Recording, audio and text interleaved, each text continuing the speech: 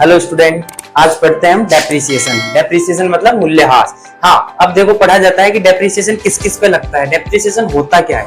देखो, डेप्रिसिएशन होता है कि अपनी जो असेट वैल्यू होती है ना, उसमें नॉर्मल या निश्चित रेट पे या कोई भी एक परसेंटेज डिसाइड कर दी जाती है, उससे डेप्रिसिएशन की कमी होती है, मतलब थोड़ा मूल्य में कमी होती है, उसी को मूल्यह्रास बोला जाता है। संपत्ति के मूल्य में कमी होना ही मूल्यह्रास कहलाता है। ठीक है, अब देखो ये दो मेथड से निकाला जाता है। एक तो होती है सीधी रेखा विधि, एक होती है क्रमागत ह्रास विधि। सीधी रेखा विधि स्ट्रेट लाइन मेथड होता है और क्रमागत ह्रास विधि रिटन डाउन वैल्यू मेथड होता है। ठीक है, अब देखो सीधी रेखा विधि और क्रमागत ह्रास विधि, इन दोनों में डिफरेंस बताया गया है कि जैसे मान लो आपकी कोई असेट है 1 लाख की और रेट चल रही है उस पर 10% डेप्रिसिएशन की, तो सीधी रेखा विधि में क्या होता है कि एक बार 10% निकाल लिए तो वो ईयर जितने ईयर का डेप्रिसिएशन निकालना है उस ईयर में ओनली एक बार जो निकाला गया है, जैसे मान लो 1 लाख का 10% कितना हो गया 10,000।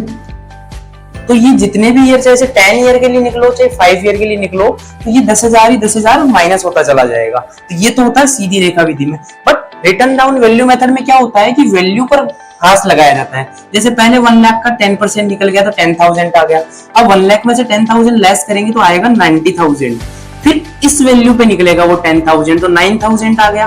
अब ये 9,000 लेस होने के बाद 81,000 आ जाएगा, तो फिर इस वैल्यू पे 10% निकलेगा।